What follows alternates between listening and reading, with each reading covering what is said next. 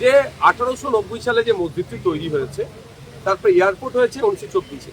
এই কথাটার আমি ঘোর বিরোধী যে এয়ারপোর্ট প্রিমিসেসের মধ্যে মসজিদ, বরঞ্চ মসজিদের প্রিমিসেসে এয়ারপোর্ট এসে গেল, এই কথাটা বলা দরকার। তবে হ্যাঁ, অনেক কটা বিষয় থাকছে, নিরাপত্তার বিষয় থাকছে, থার্ড লেন তৈরি করার, রানওয়ে তৈরি করার বিষয় থাকছে, এবং মুসলিমদের ধর্মীয় উপাসনাকে রক্ষারও একটা প্রশ্ন থেকে যাচ্ছে। যখন এই এতগুলো গুরুত্বপূর্ণ বিষয় যখন থেকে যাচ্ছে, সেটা নিয়ে হুটহাট মন্তব্য না করে আমার রাজ্যের মুখ্যমন্ত্রীর কাছে আমি আবেদন এটাই করব যে এয়ারপোর্ট অথরিটি, মসজিদ committee, civil society, Islamic scholar যারা আছে তাদেরকে নিয়ে বসুন। আমার বিশ্বাস এটা একটা সুন্দর ওয়ে আউট হবে। কারণ তখন বুদ্ধবাবুর আমল ছিল, সেন্ট্রাল অ্যাভিয়েশন মিনিস্টার তখন বিজেপির আন্ডারে ছিল, তারা এসেছিলেন এখানে, তারা আলোচনা করেছেন, বেশ কিছু কি নোটও ছিল, সেই নোটটাও তোলা হোক। তখন কি কি বিষয়টা নিয়ে আলোচনা চর্চা হয়েছিল সেগুলো দেখলে অনেক দেখা যাবে। অহেতুক এটাকে নিয়ে, এই মসজিদটাকে কেন্দ্র করে বিশৃঙ্খলা তৈরি হোক বা বাজে পারসেপশন তৈরি হোক, এটা আমি চাই না। এর জন্য একটা গোল টেবিলের খুবই প্রয়োজন আছে। সেটা হচ্ছে যে আমরা দেখলাম মদন মিত্র কোনো শিবির বদল করলেন, আজকে শোনা যাচ্ছে তাপস চ্যাটার্জি যাবেন, মনীষ গুপ্তের নামও শোনা যাচ্ছে, কি বলবেন?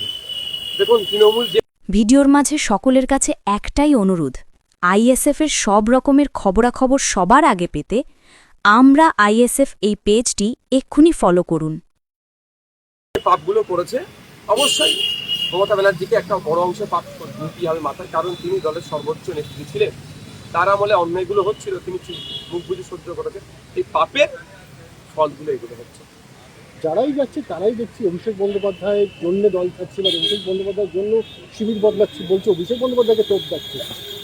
দেখুন, কিছু তো একটা বলে পাবলিককে বোকা বানিয়ে দিতে হবে। এতদিন অভিষেক বাবু এবি এবি করে লাপালাপি করছিলেন, এখন কি হলো? এখন অভিষেক বাবু বলুন বা মমতা ব্যানার্জি বলুন বা তৃণমূল কংগ্রেসের যে থেকে যে মধু পাওয়ার, সেটা নাই, মধুধারী শেষ হয়ে গেছে। এখন অন্য কোনো শিবিরের নাম লিখাতে হবে মধু খাওয়ার জন্য। শুধুমাত্র কি শিবির বদল, নাকি এর পিছনে রাজনৈতিক চাপ বা ইউপিসিবিআইয়ের ডাক সব কিছু রয়েছে? দেখুন, এগুলো তো থেকেই যাচ্ছে। কেউ কিছু অন্যায় করে বসে আছে বা আগামী দিনে কারোর যে লক্ষ্য আছে সেগুলো হয়তো পূরণ করবে। ব্যক্তি স্বার্থ চরিতার্থের জন্য এই কাজগুলো করছে। তবে এতটুকু বলবো, যারা এই শিবির বদলাচ্ছে তারা তাদের লোকাল এলাকায় যাচ্ছে না কেন? যারা ভোট দিয়ে নির্বাচিত করেছেন তারাও একটু তাদেরকে দেখতে চাইছে, যাচ্ছে না কেন? বিভিন্ন এনজিওতে একাধিক র্যাডারে এসে যাচ্ছে, রেড হয়েছে গতকাল, বলা হচ্ছে বিদেশি টাকা এখানে আসছে এবং সেখানে সেখানে বেশ বিদ্রোহী কাজকর্ম চলছে, একাধিক এরকম অভিযোগ উঠে আসছে। দেখুন, স্পষ্ট ভাষায় আমি বলতে চাই, আমার দাদু স্বাধীনতা সংগ্রামী ছিল, দেশকে স্বাধীন করার জন্য লড়াই করেছে। আমি সেই রক্ত আমার গায়ে বলছে। দেশের মধ্যে থেকে দেশবিরোধী কর্মকাণ্ড কেউ করলে তার কোনো ছাড় নেই। কিন্তু দুর্ভাগ্যে পূর্বে অনেক ধরনের অভিযোগ অনেক জায়গায় এসেছে, শুধু মিডিয়া ট্রায়াল চলেছে, বাস্তবে দেখেছি নীল।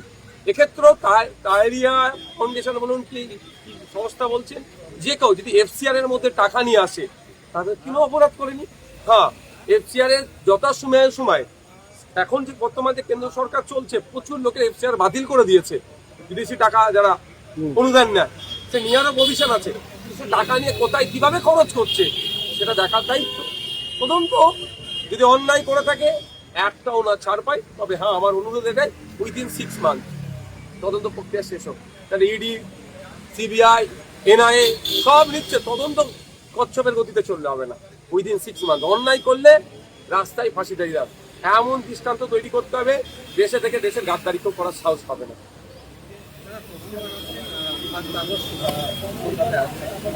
কি করবো তার জন্য? আমি কি করবো তার জন্য? শোনো, একটা কথা বলি, বিজেপি তার প্রমিসগুলো যেগুলো করেছে ফেলিওর, উন্নয়নের ডাঙ্গা বাজাচ্ছে ফেলিওর, 3 মাসে সেরকম ভাবে কিছু করাতে পারেনি। ফলে এই উন্নয়নের ডাঙ্গা বাজাতে গেলেই এমন এমন কথা বলো, তখন দিলীপ বাবুকে দিয়ে বলাবে, তো তখন সুমিত বাবু সেটাতে আবার মলম লাগাবে। এই করে মুসলিমদের বিরুদ্ধে 4টে গরম গরম কথা বলো, এটাকে উন্নয়ন বলে চালাবে। তসলিমা নাসরিনকে ওই জন্যই নিয়ে আসা হচ্ছে। আমি কেন বলবো? সংখ্যাগুরু গরিষ্ঠ সমাজের মানুষকে প্রশ্ন করুন যে তসলিমা নাসরিন পশ্চিমবাংলায় আসছে, যে প্রতিনিয়ত আপনার প্রতিবেশী সংখ্যালঘুদের ওপরে নিয়ে বাজে মন্তব্য করে, আপনি কেমন ভাবে দেখছেন? আমাকে কেন প্রশ্ন করবেন? আমি তো স্বাভাবিকভাবেই বলবো এটা ভালো না। সেটা বলাবেন আমাকে দিয়ে, কিন্তু আমি ওটা বলবো না। যে কেউ আসতে পারে পশ্চিমবঙ্গে, সংস্কৃতি কালচার প্র্যাকটিস করার জন্য কেউ আসতে পারে, কিন্তু সংস্কৃতি কালচারকে সামনে রেখে নির্দিষ্ট কোনো ধর্মের বন্ধের মানুষকে যদি আঘাত করে তাহলে তখন প্রতিবাদ হবে ডেমোক্রেটিক হয়ে। পদত্যাগ করলেন, শেষমেশ দেখা গেল সুমিত বনসালের সঙ্গে তিনি বৈঠক করলেন। আমি অনেক আগে বলেছি এই ধরনের যারা এই সিনেমা জগতের আছে তাদেরকে দিয়ে এই ধরনের পলিটিক্স হয় না। হ্যাঁ, সেটা যদি পুরোপুরি যদি আসে তখন কারণ এরা একটা জগৎ সামলাচ্ছে, আবার এই পলিটিক্সটা তো ওর থেকে বড় বড় ফিট তারা সামলাতে পারবে না। অনেক আগে বলেছি ফল আজকে এটা